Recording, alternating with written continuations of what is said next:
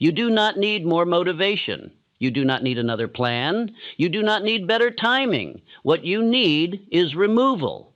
90 days without distraction will do more for your life than the last 5 years of scattered effort ever could. Look at your days honestly. They are not destroyed by one great failure. They are bled dry by small interruptions, messages, conversations, obligations you never chose. By nightfall, your strength is gone and your purpose untouched. This is why progress feels slow. Your power is divided.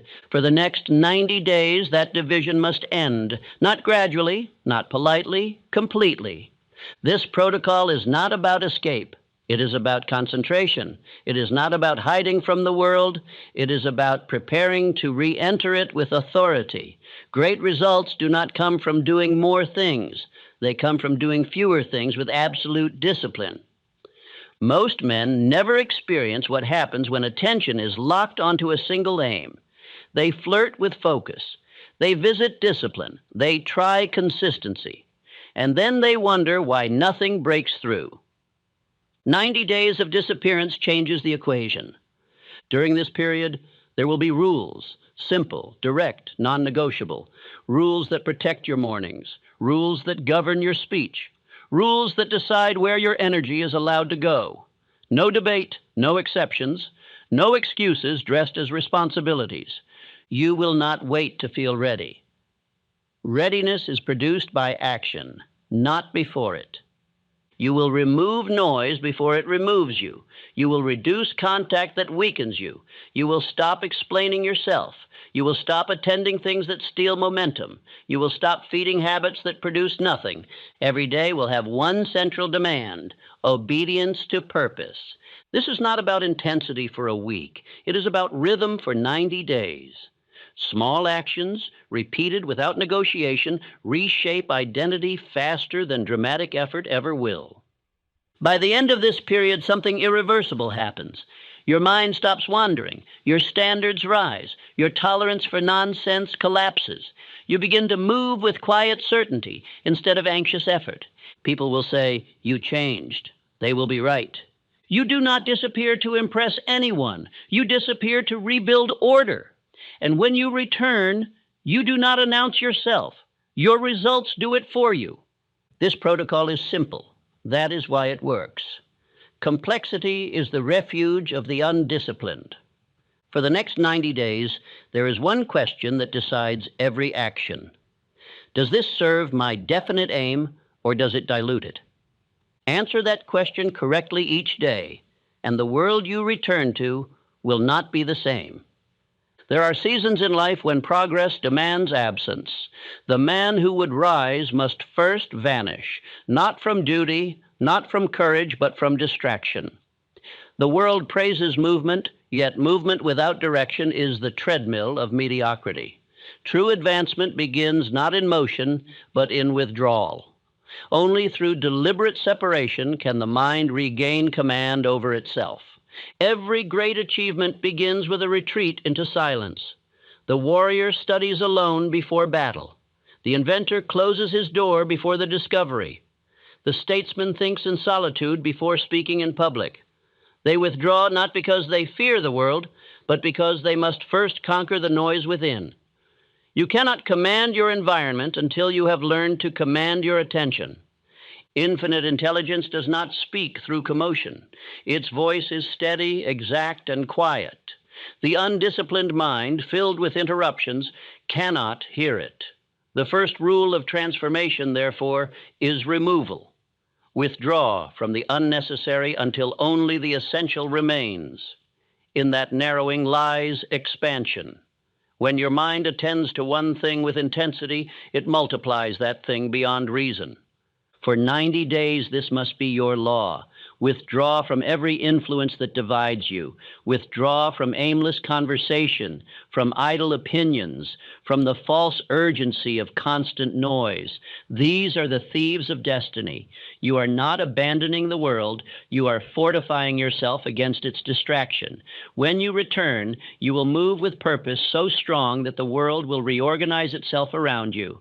The reason most men never reach mastery is because they never endure isolation. They fear being forgotten. They crave recognition before substance. But the law cannot reward divided loyalty. You must choose comfort or command. The path of comfort is crowded. The path of command is quiet. Yet every leader who ever shaped civilization walked it alone before he walked it in public. Thomas Edison disappeared into his laboratory for days, eating little, sleeping less, consumed by focus. His friends called it obsession. History called it genius. Henry Ford closed his doors to every voice that said impossible and stayed there until steel obeyed imagination. Andrew Carnegie withdrew from small talk and spent long hours in thought, writing, and reflection, forming plans that would later employ thousands. Solitude was their apprenticeship. The world will not understand your withdrawal. It will call you distant, rigid, strange. Let it. Their confusion is proof of your change. They cannot understand a man who has found a greater audience within than without. Their noise cannot tempt the man whose mind is already engaged in conversation with his purpose. During these 90 days, learn to protect your mornings as a soldier guards the gate. Begin each day before the world awakens. In that early hour, plan your work, affirm your aim, and renew your silence. The first moments of the day set the tone of command. If you lose them to distraction, the entire day follows in submission. Affirm to yourself each dawn, this day is mine. My mind is my kingdom. I shall permit no intruder. Speak it aloud. Speak it with conviction. The subconscious accepts commands repeated with emotion. Through repetition, you will develop the reflex of focus, the habit of governing thought before thought governs you. Withdrawal is not escape. It is purification. You are not running from responsibility. You are returning to it with strength renewed. You are not rejecting people. You are refining energy so that when you engage, you contribute power, not weakness. The man who cannot be alone cannot be trusted with leadership, for he draws his strength from applause, not principle. Consider the oak. It spends years hidden underground as an acorn before the first leaf breaks the soil. Yet in that unseen period, roots are forming deeper than branches will ever reach. Men who rush growth collapse. Men who endure obscurity dominate. Your 90 days are your season underground. Your roots forming quietly while others chase sunlight. When distraction is removed, reality becomes visible. You will begin to see how many of your needs are habits of comfort, not necessities. You will see how much of your exhaustion came not from work, but from divided effort. You will realize that fatigue is not the price of labor, but the symptom of mental clutter. Clarity itself gives energy. Do not explain your withdrawal. Every explanation invites debate, and debate drains decision. Simply act. Those meant to understand will understand later. Those who never will are irrelevant. Silence is your declaration. Obedience to purpose requires no witness. You will face restlessness in the first days. The mind addicted to distraction will rebel. It will seek noise as a drunkard seeks drink. Endure it. In time, silence becomes strength. The very solitude that once frightened you will become your fortress. Within it, you will think more clearly, plan more accurately, and decide more swiftly than ever before. Disappearance is not disappearance when guided by purpose. It is preparation. The sculptor withdraws from the crowd to carve form out of stone. The general retreats to reorganize for victory. The student isolates himself to concentrate power for revelation. In each case, absence is creation disguised as stillness. Say to yourself, my withdrawal is my weapon. My silence is my advantage. This affirmation will remind you that discipline is not deprivation. It is refinement. The man who cannot endure isolation proves that he has never met himself. Each day of this 90-day withdrawal must follow a law of reduction. Reduce what divides your mind. Reduce obligations that produce no progress. Reduce access to those who exhaust you. Reduce consumption that feeds confusion. Every reduction frees strength for creation. What you remove determines what can appear. In these 90 days, the measure of progress will not be quantity of activity, but quality of control. How swiftly can you decide? How deeply can you think without interruption? How long can you hold attention on one aim without fatigue? Each improvement in control multiplies power. Each surrender to distraction weakens command. Henry Ford said that thinking is the hardest labor, which is why so few engage in it. That is the secret.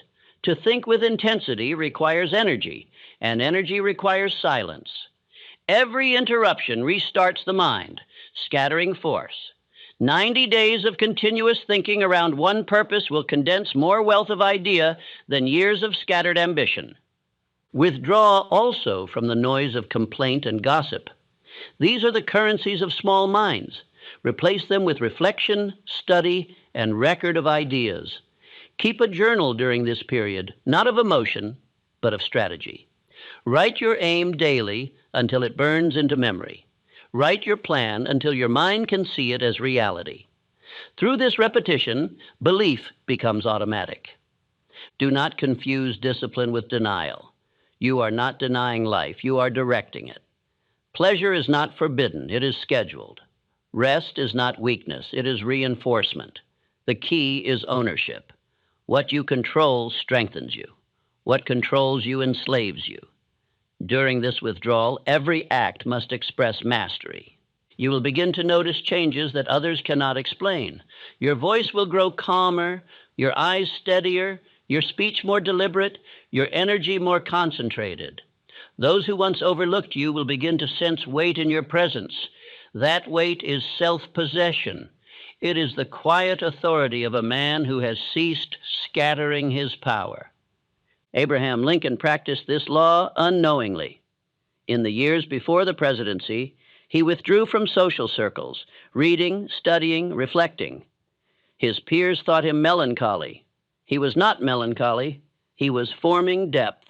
When crisis came, that depth became leadership.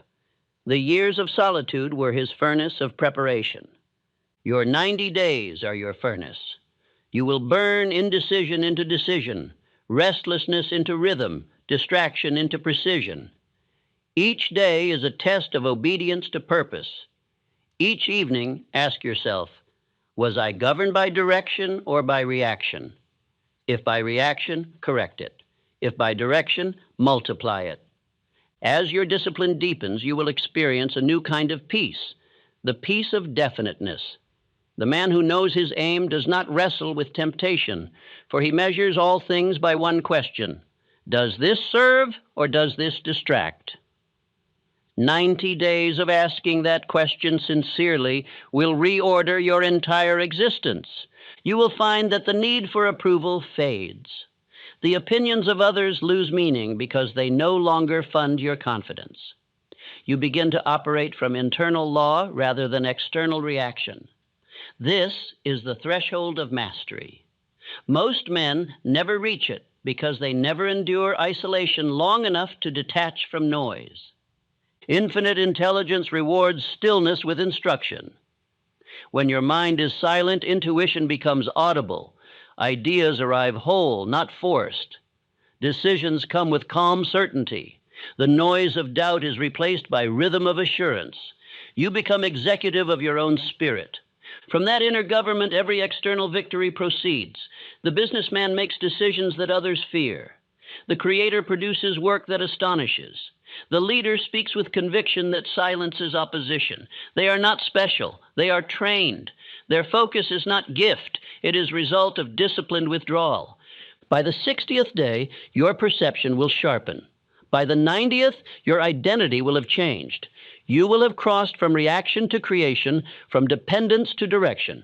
When you re-enter the world, do not announce your return. Simply begin to act. The results will introduce you. Say often in this period, I am not absent. I am advancing. Each silent day strengthens my command. Each removed distraction increases my reach. These words are not poetry. They are mechanics. Repetition builds belief. Belief directs behavior. Behavior reshapes reality. When others call your withdrawal extremes, smile. They have never experienced the peace of mastery. They measure success by noise. You will measure it by order. They chase opportunities. You will attract them. Their lives scatter. Yours will unify. This is the reward of disappearance. So now, for 90 days, obey the law of withdrawal. Protect your mind as you would protect treasure. Guard your time as you would guard gold. Serve your purpose as you would serve command. For the man who learns to withdraw when others wander returns with a power the world cannot resist. There comes a moment in every serious man's life when he must perform an inventory, not of possessions, but of influences. Progress is not achieved by addition, but by subtraction. Greatness does not come from accumulation, but from elimination. The man who multiplies aimlessly soon loses direction. The man who simplifies becomes invincible. For the next 90 days, your strength will come not from what you start doing, but from what you stop allowing. You will learn that life's weight is not in difficulty, but in excess. Too many opinions, too many minor duties, too many unfinished conversations. These fragments drain energy more ruthlessly than any single failure. The law of elimination states that whatever does not serve purpose destroys it. What you tolerate consumes what you could create. Infinite intelligence gives every man the same currency: time and thought. The successful man spends both only where return is guaranteed.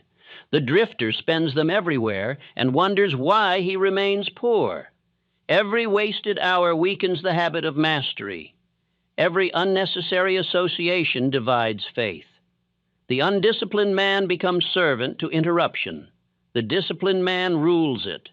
For 90 days, your task is to identify and destroy the useless. Begin with the external, objects, habits, and people that no longer belong to your direction. Remove clutter from your surroundings, because clutter breeds confusion. Eliminate conversations that circle the same old complaints. Decline invitations that flatter vanity, but dilute purpose. Each refusal builds internal strength. Henry Ford practiced this law ruthlessly. He simplified every operation in his factories until waste disappeared. When his engineers overcomplicated a process, he asked, "Why is this necessary?" until clarity remained. This same question will save you years of labor. Why is this necessary? Ask it of every action, every obligation, every thought. If the answer does not align with your definite aim, eliminate it. Men fail not because they are lazy, but because they are busy with the irrelevant. They mistake movement for progress, effort for effectiveness, activity for achievement. The man who works 16 hours without direction achieves less than the man who thinks 1 hour with precision. The law of elimination turns energy from floodlight into laser. What once scattered becomes unstoppable. This discipline will first feel unnatural. The world has trained you to equate kindness with availability. You have been conditioned to apologize for protecting your focus. But understand this: a man cannot serve both purpose and distraction. To divide loyalty between the two is to betray both. If you wish to be generous, become effective first. Only the disciplined can truly give, for only he possesses something worth giving. Edison lived by this truth. His assistant once asked why he refused social invitations during experiments. He replied, "If I attend to others' amusement, who will attend to my vision?" He understood that interruption is theft disguised as politeness. Protect your attention as a banker protects gold, without sentiment. Elimination is an act of courage. It exposes the truth about what has held you small. You will discover that some relationships exist only through your weakness, not your growth. That some routines persist only because they spare you from thought. That some ambitions are not yours, but inherited from others' expectations. Each removal is a confession that you now prefer accuracy over approval. You may lose company during this period. Do not mourn it. Those who depend on your distraction were never allies of your purpose. Their discomfort is not proof of your cruelty. It is proof of their dependence. The right people will adapt to your discipline. The wrong will vanish. Either result is progress. When Napoleon Bonaparte rose to power, his enemies claimed he was cold and distant. In truth, he was deliberate. He answered no message that did not concern his mission. He studied every hour, wrote with precision, and removed anything that weakened command. This was not arrogance. It was efficiency. Greatness demands such economy. Apply the same principle to thought.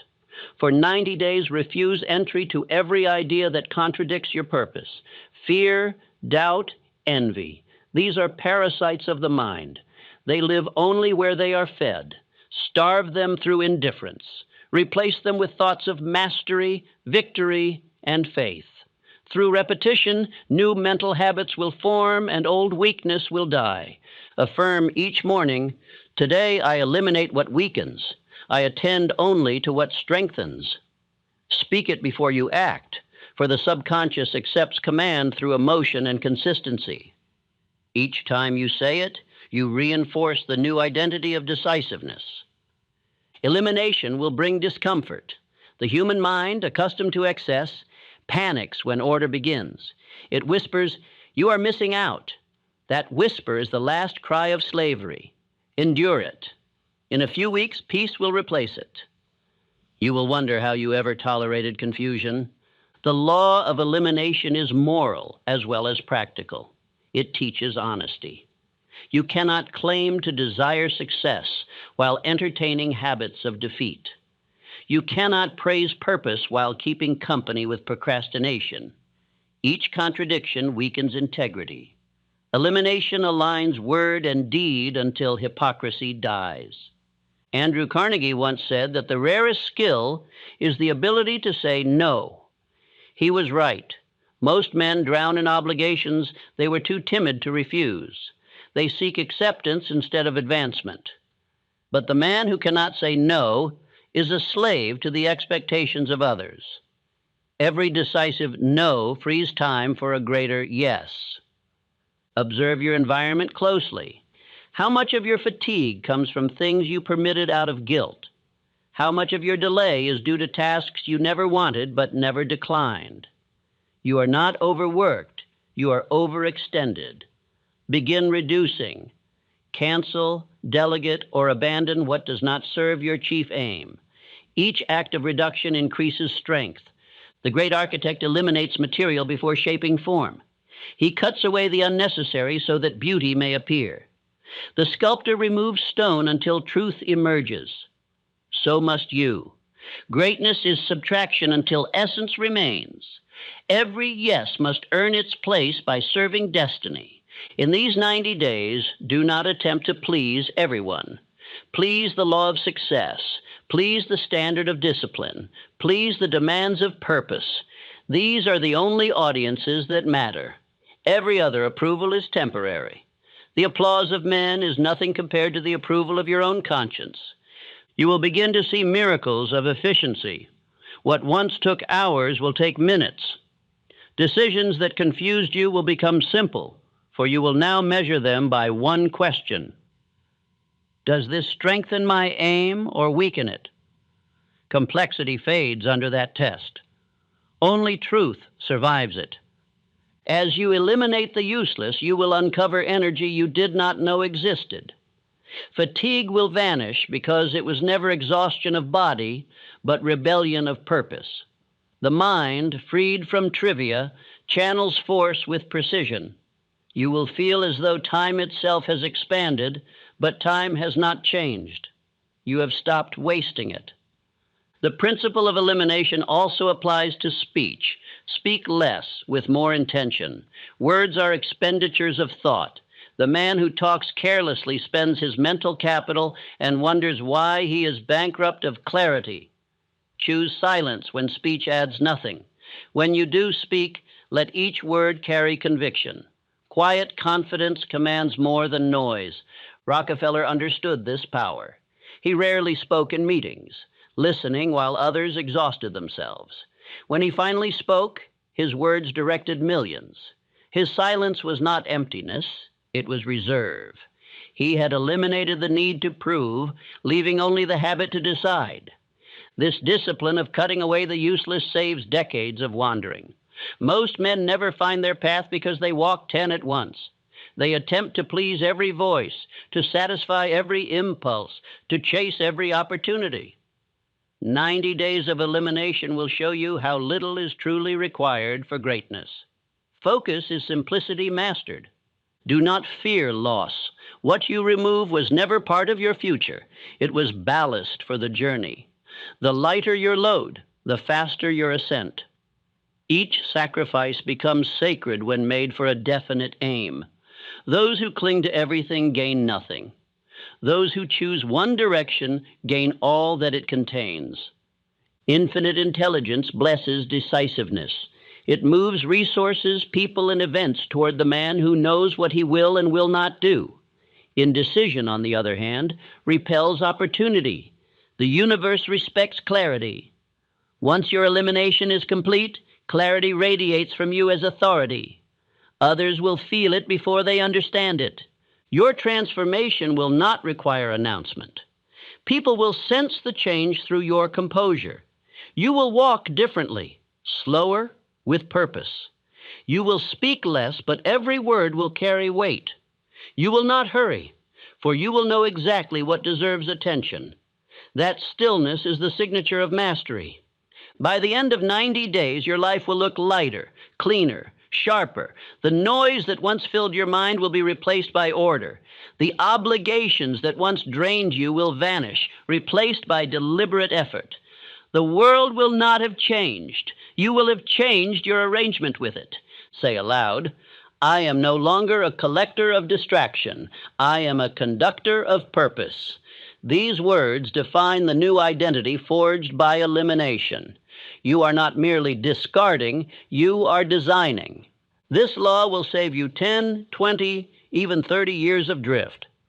Most men spend decades negotiating with distraction, trying to manage instead of remove it. You will not manage noise, you will end it. That decision alone separates the mediocre from the destined. And when you finally emerge from these 90 days, your mind will no longer chase. It will choose. Your days will no longer blur. They will align. You will no longer serve distraction. You will command direction. This is the second law of disappearance, elimination. The cutting away of everything that does not serve the chosen aim until only power remains. To the undisciplined, it looks like loss. To the wise, it is liberation, for only the empty vessel can be filled anew. There is a force more powerful than luck, talent, or opportunity: the concentrated mind. Every miracle of industry, invention, or leadership has been born from one principle: single direction of thought. Yet this is precisely what most men refuse to practice. They scatter their strength in many small pursuits and then complain that life gives them nothing in full. Fortune does not reward the busy. It rewards the focused. Focus is the act of obedience to one definite purpose. The moment you choose a single direction, the universe reorganizes around it. Infinite intelligence does not serve confusion. It serves conviction. When your thought, emotion, and effort march as one army, the world cannot resist you. But when they fight among themselves, your own mind becomes your battlefield. This is the reason for your 90-day disappearance: to concentrate energy, to weld together the scattered pieces of attention into one beam of command, to form the habit of working in straight lines instead of circles. Until you master focus, you cannot master fortune. Every success story in history is merely the record of one man who refused distraction. Andrew Carnegie practiced this principle from youth. He decided upon steel when others dabbled in trade. He spoke of nothing else, thought of nothing else, and studied nothing else. His mind, sharpened by focus, drew resources and men to itself. While others pursued dozens of ventures, Carnegie pursued one, and that one built an empire. Henry Ford lived by the same law. He did not invent the automobile, he perfected the process. His genius was not in mechanics alone, but in sustained attention. While competitors sought novelty, He sought refinement. Each day, one purpose: to make a motor car for the multitude. Focus turned his imagination into machinery, and machinery turned into wealth. The majority of men never discover what power lies dormant within their own attention. They live in fragments. Each morning begins with purpose but ends in distraction. They allow trifles to scatter their thought. They surrender to interruption as if obedience to chaos were virtue. They speak of balance, but what they call balance is merely drift in disguise. During these 90 days, you will reverse that pattern. You will live as a man possessed by one ruling idea. You will measure each thought by its usefulness to your definite aim. If it strengthens the aim, keep it. If not, dismiss it without discussion. The law of focus is merciless. It allows no divided loyalty. Infinite intelligence respects definiteness. Vague desire produces vague results. Definite desire, held long enough, commands the unseen forces of circumstance.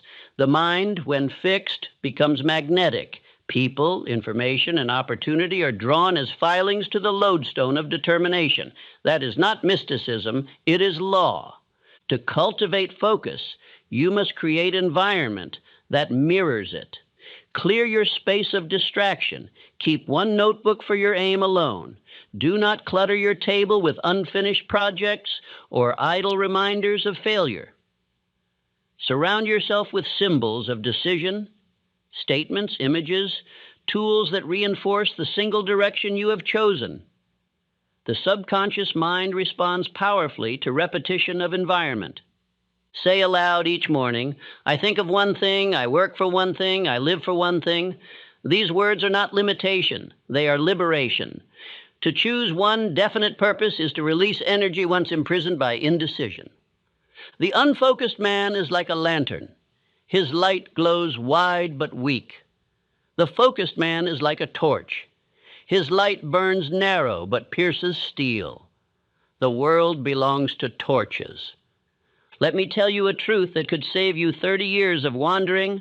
You can have anything you truly want if you will refuse everything that is not it. That single decision separates destiny from drift. The most dangerous illusion is that you can divide attention without loss. You cannot. Every moment spent in trivia weakens your ability to hold concentration when it matters most. The mind is a muscle. It strengthens through sustained direction and weakens through diffusion. If you train it to scatter, it will scatter automatically. If you train it to fix, it will obey command. Edison once said that genius is 1% inspiration and 99% perspiration. He meant more than labor. He meant continuity. One idea worked until finished is worth 1,000 ideas half-touched. His notebooks were filled not with diversions, but with extensions of one central aim, to bring light to mankind. Focus turned a dream into an industry. The habit of focus builds character as well as success. It teaches patience, accuracy, and self-respect. Each day of disciplined concentration increases faith in your own power. You begin to feel mastery not as arrogance, but as calm. The man of focus no longer hurries, he directs. He no longer guesses, he decides. You will find that focus has enemies, chief among them, novelty and fatigue. Novelty whispers that change is progress. Fatigue whispers that rest is weakness. Both are lies. Focus does not forbid rest, it commands it at proper time. Rest under direction is rejuvenation. Distraction disguised as rest is decay. To preserve focus, guard your energy as treasure. Rise early while the world still sleeps. Begin your day with the one task that serves your aim most directly. Do not touch anything else until it is complete. That single discipline, practiced for 90 days, will transform not only results, but identity. You will come to see yourself as a finisher, not a starter. Affirmation for this season. My attention is my power. Where I place it, increase follows. I waste nothing. I scatter nothing. I hold until finished. When fatigue sets in, remind yourself that weariness often disguises boredom, not exhaustion. Change method, not mission. Walk, breathe, Review the vision, but never abandon the aim. Faith in the law of focus restores energy faster than rest without purpose. Lincoln held focus through years of defeat. His friends urged him to quit politics. He refused. His thought remained anchored to one cause, the preservation of union. That single vision burned through failure after failure until victory bowed before persistence. His secret was not genius. It was steady attention through adversity. You must learn to think through weariness as the miner digs through rock. Treasure lies beyond monotony.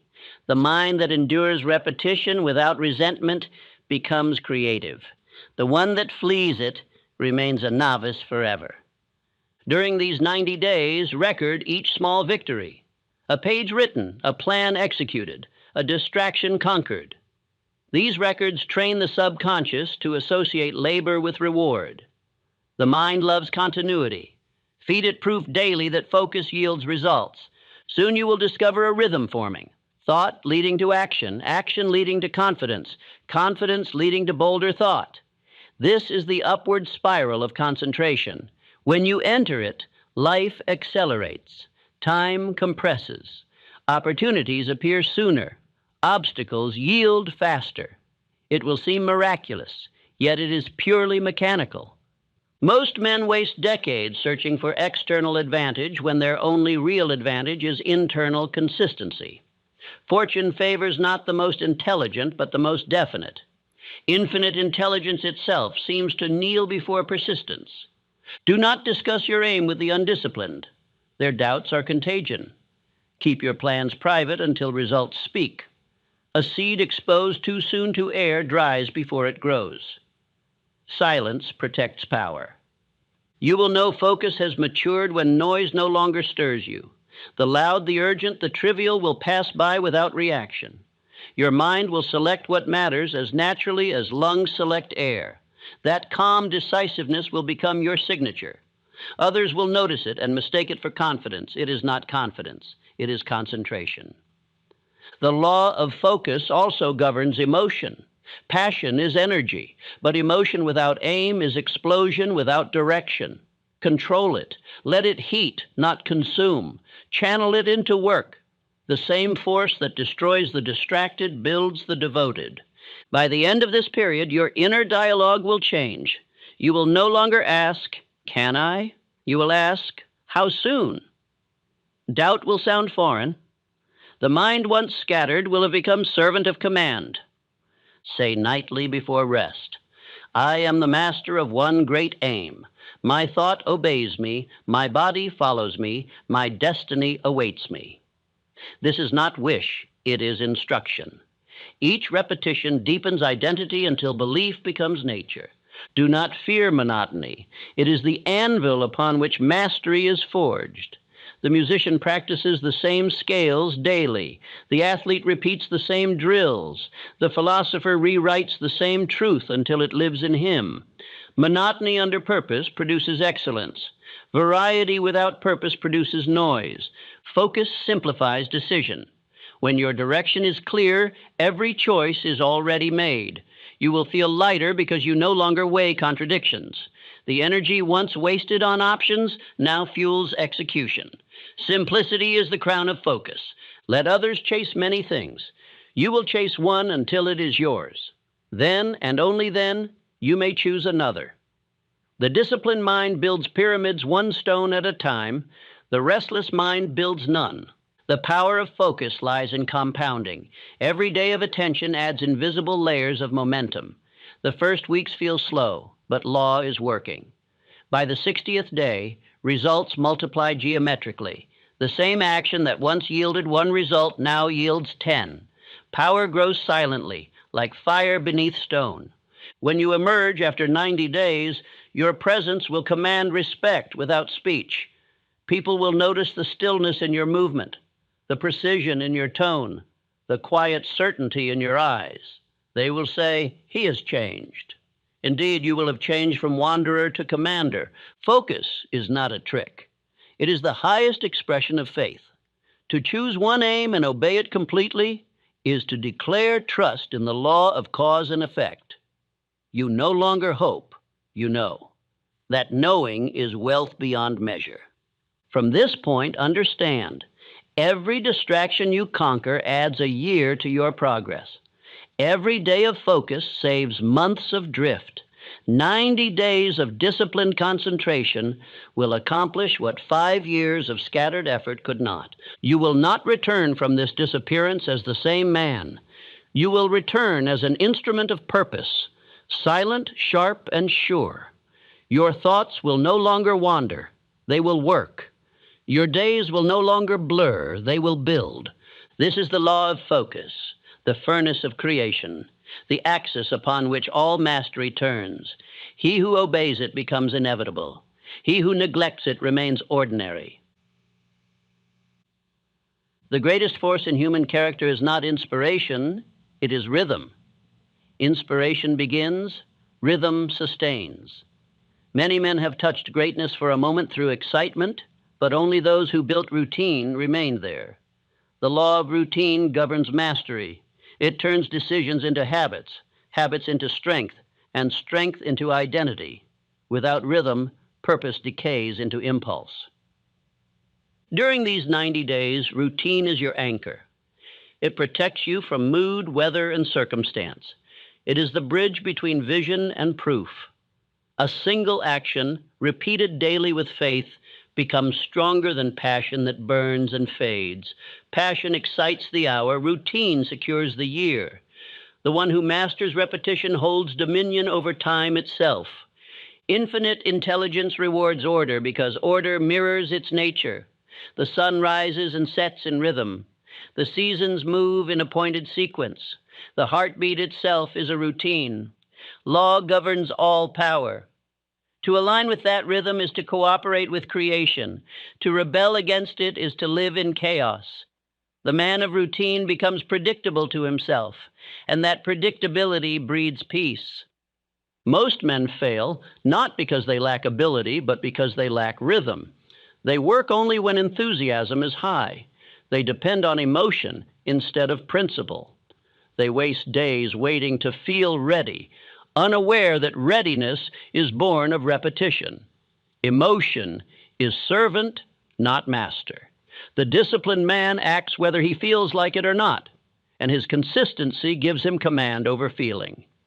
Edison's success was not a single discovery, but the product of relentless rhythm. He worked every day, recording each test, each observation. Failure never disheartened him because failure was part of the rhythm. Each repetition refined his understanding. While others despaired after one attempt, he completed thousands with calm certainty. That patience built the world's light. During your 90 days, you will form your own sacred rhythm. Set hours for waking, for work, for study, for rest. Obey them as commandments. When the mind knows what the body will do next, hesitation disappears. Doubt cannot survive structure. Freedom, contrary to popular belief, is born not of leisure, but of order. Affirm each morning, my routine is my freedom, my obedience is my power. Speak it aloud until it feels natural. The undisciplined man envies the disciplined. The disciplined man never envies anyone. His peace is in his predictability. He trusts himself because he has proven himself through repetition.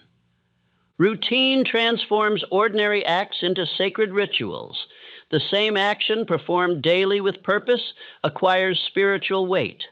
Writing one page becomes communication with infinite intelligence. Studying one principle becomes communion with law. Each repetition deepens faith until obedience becomes joy. In the first weeks, your mind will resist structure. It has grown accustomed to drift. It will whisper that you deserve rest, that flexibility is freedom. Do not negotiate. Every negotiation with weakness strengthens it. Act as your own commander. Give the order and execute without pause.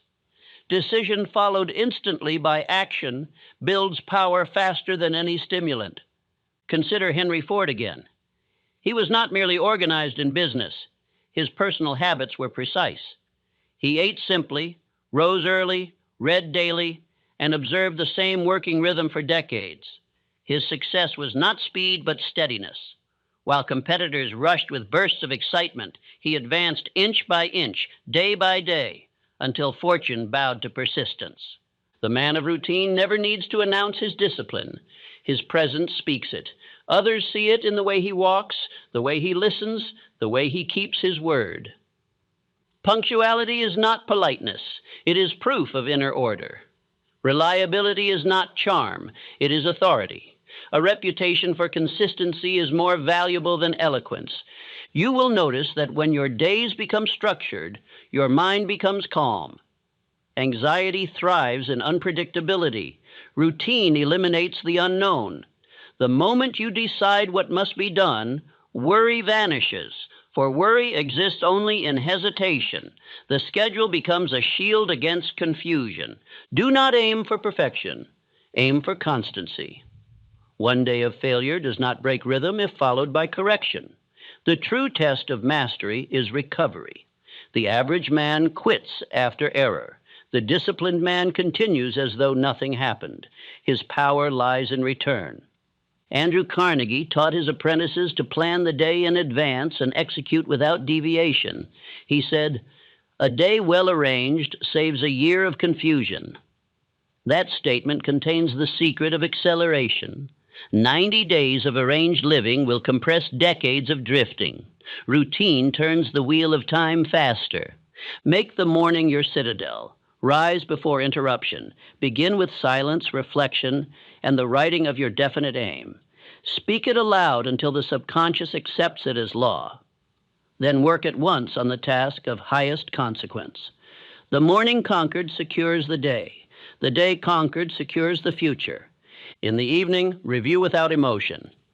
Ask, did I obey my purpose? If yes, express gratitude. If no, correct immediately. Self-analysis strengthens discipline as iron sharpens iron. The one who reviews daily avoids disaster yearly. Beware of idleness disguised as planning. Routine must produce results, not reflection alone. The thinker without schedule is dreamer. The dreamer with schedule becomes creator. Every idea must be bound by time and task. Purpose without routine is cloud without rain. To maintain rhythm, simplify diet, environment, and association. Excess stimulus exhausts will. Eat for energy, not pleasure. Rest for renewal, not escape. Meet people for purpose, not entertainment. The less friction, the more velocity. Every small simplification adds hours to your day. The law of routine demands that you treat repetition as investment, not punishment. The athlete repeats not to suffer, but to strengthen. The mind is muscle. Habit is weight. Repetition is training. Each completed day is another layer of armor against weakness. Infinite intelligence respects the one who honors time. Time is the only wealth equal among men. The wise multiply it through rhythm. The careless lose it through whim. Each wasted hour compounds into years. Each disciplined day multiplies into decades of advantage. When monotony tempts you, remind yourself that monotony is disguise for mastery. The blacksmith repeats the same swing until steel obeys. The pianist repeats scales until music becomes reflex. Greatness begins when boredom ends. Endure long enough, and what once bored you will begin to obey you. You will find as weeks progress that the body obeys the clock of the mind. Wakefulness will come naturally, focus automatically. Discipline becomes instinct. This is the birth of second nature, the moment when what was once effort becomes identity. The law of routine is the art of making virtue automatic. Do not break your rhythm for praise or approval. The applause of others is noise. The rhythm of purpose is melody. Continue even when no one watches, for the unseen observer is infinite intelligence, and it rewards persistence, not performance. Repeat midday. I follow rhythm, not mood. I move with law, not luck. Each time you affirm, hesitation weakens. The subconscious loves rhythm more than intensity. It obeys what is done consistently, not what is done dramatically. Let no man convince you that discipline restricts freedom. Discipline is freedom from chaos, from indecision, from guilt. The undisciplined man is chained to his moods. The disciplined man commands them. Order is sovereignty. A routine of 90 days will recalibrate your entire existence. The same schedule that begins as effort will end as power. The same repetition that feels mechanical will become effortless. You will begin to see time as ally, not enemy. Days will lengthen, tasks will shorten, results will multiply. Rockefeller once said, "The secret of success is to do common things uncommonly well. That is the essence of the law of routine. Greatness is the refinement of the ordinary until it becomes extraordinary. There are no small acts when performed with precision. To the outsider, your life will seem uneventful during this disappearance. Yet within, the foundation of empire is forming. Routine is invisible architecture. Each repetition lays a brick. 90 days of obedience build a structure capable of supporting any ambition. As the rhythm strengthens, temptation weakens. You will no longer debate whether to act. Action will follow thought instantly. This unity of mind and deed is the true mark of mastery. The man whose hand obeys his decision has conquered himself. By the 90th day, routine will no longer feel like confinement, but identity. You will awaken early not from obligation, but from hunger for purpose. You will plan not to control life, but to cooperate with it. You will rest not from exhaustion, but from completion. Say in your evening reflection, "My rhythm builds my destiny. My discipline carries my faith. My routine creates my future." Speak it softly but with conviction, for repetition seals identity. Remember this: success is not sudden, it is accumulated. Each disciplined day adds invisible compound interest to your power. When the moment of opportunity arrives, the undisciplined will fumble. The rhythmic will rise effortlessly. This is the law of routine. It transforms fleeting effort into permanent power. It converts will into reflex and ambition into achievement. The man who obeys it cannot remain ordinary, for his habits make excellence unavoidable. When you emerge from your 90 days, the world will not recognize you at first. It will see the same face, but feel a new presence, the quiet gravity of a man whose life runs on law. You will not need to proclaim discipline. It will radiate from you like heat from a forge. Now, all previous laws, withdrawal, elimination, focus, and routine, exist for this single end: mastery of self. Without self-mastery, no man can command results that endure. Without mastery, wealth enslaves, success intoxicates, and power collapses under its own weight. The law of self-mastery is the summit of all discipline. It is the state in which the mind obeys command, emotion serves purpose, and attention answers only to the will. You were born with dominion over thought, but the world trained you to surrender it. From childhood, you were told what to want, what to fear, what to expect.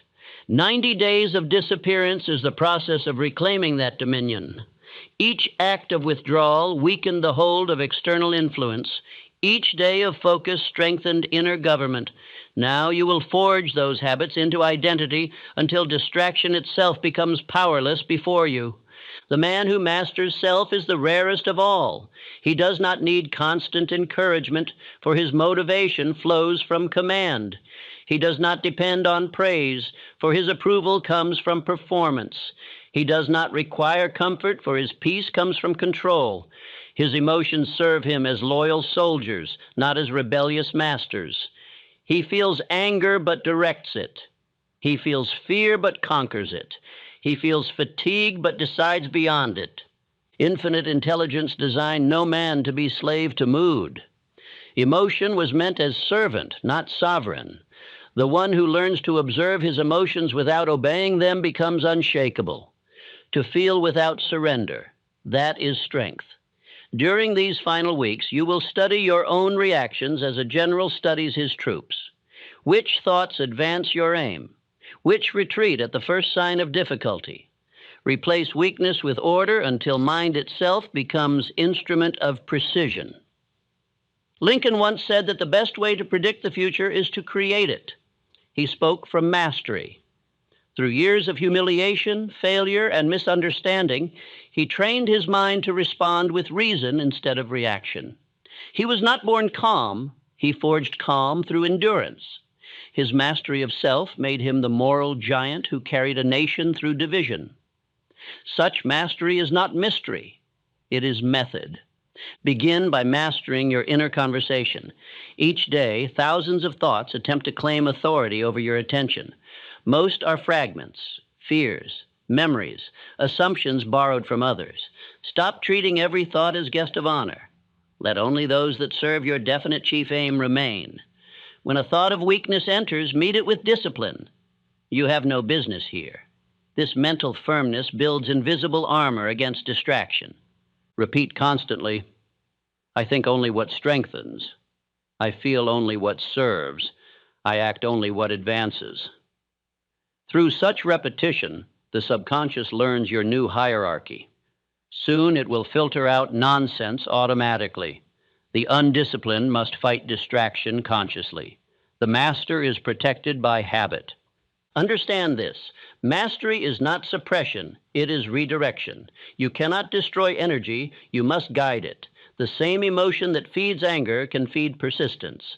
The same force that feeds fear can feed foresight. Transmutation is the highest use of will. When you feel emotion rising, ask instantly, how can this serve my aim? The answer will turn weakness into power. Henry Ford turned frustration into invention. When obstacles arose, he did not curse fate. He adjusted process. His engineers said he worked with calm bordering on stubbornness. He was not stubborn. He was self-governed. The noise of panic found no echo in his mind. Such composure multiplies efficiency. In 90 days of obedience, you will feel the same detachment forming, not coldness, but control. Emotional control is the furnace in which true strength is tempered. The man who cannot remain steady under pressure has not yet matured in power. The world will test your composure as soon as it senses your growth. Expect criticism, misunderstanding, even mockery. Smile. These are the final examinations of mastery. Respond with excellence, not explanation. Every insult absorbed without reaction strengthens your command. Do not mistake meekness for mastery. Mastery is quiet power, not submission. It speaks only when purpose demands. It does not retreat from conflict. It chooses its battles. The self-mastered man decides when to move, when to wait, when to strike. His composure unnerves those ruled by impulse. His silence unsettles the loud. His steadiness reveals their instability. Edison, Ford, Carnegie, all were masters of delay. They knew that reaction is weakness and patience is strength. When insulted, they smiled. When challenged, they studied.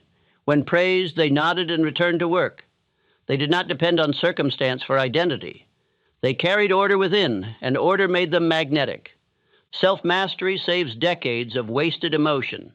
The average man loses half his energy defending his pride, explaining his choices, reacting to gossip, or regretting mistakes. The master wastes nothing. He measures each word before releasing it. He listens more than he speaks. He acts without apology.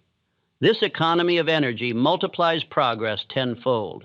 You will find that as mastery deepens, time itself slows. You will move deliberately, speak with intention, and work without haste. The undisciplined live in constant rush, chasing moments already gone. The disciplined live in timelessness, owning every moment as it arrives. Focus condenses life. Mastery perfects it.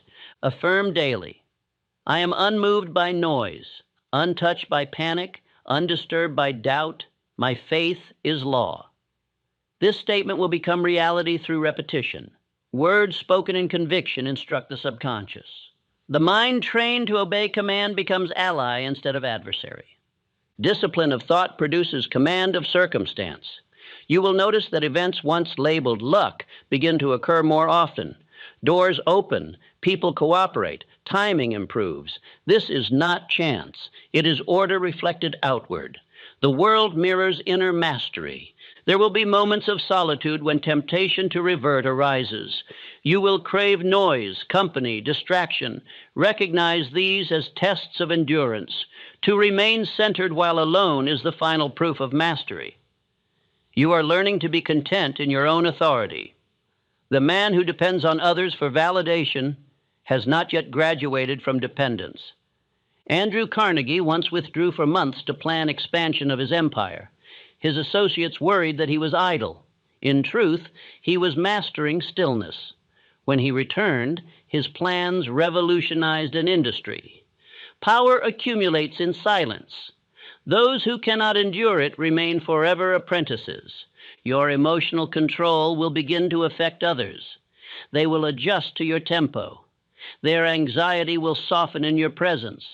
Their confusion will quiet under your order. Mastery radiates influence without intention.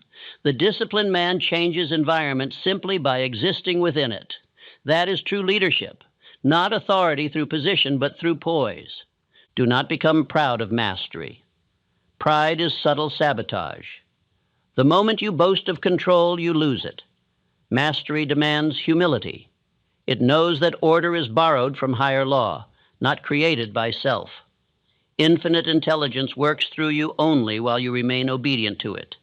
Gratitude keeps channel open. Practice humility by acknowledging daily the source of power beyond the personal. Say, "The strength I use flows through me, not from me. I govern myself that I may serve law." Such reverence protects you from arrogance, which is the final temptation of mastery. Soon you will realize that self-mastery is not end, but beginning. It opens the gate to leadership. Men follow the self-governed instinctively. They trust those who do not flinch. When crisis arises, they look to the calmest voice, not the loudest. To command others, you must first prove command of self. The highest aim of mastery is inner peace. You will not crave excitement, for peace itself will thrill you. You will not chase distraction, for simplicity will satisfy you. Your life will become symmetrical, each thought, word, and act aligned under purpose. In that symmetry lies power that no obstacle can destroy. Look again at Solomon, whose name crowns this philosophy. He did not pray for wealth or fame, but for understanding, a mind ordered enough to rule justly. Because his request was pure, all other blessings followed. That is the secret. Seek mastery, and wealth will serve it. Seek wealth, and both will flee. The man of self-mastery becomes his own weather. He does not curse storms. He directs sails. He does not wait for opportunity. He creates it through readiness. He does not complain of obstacles. He uses them as resistance for growth. To him, nothing is misfortune, only material for advancement.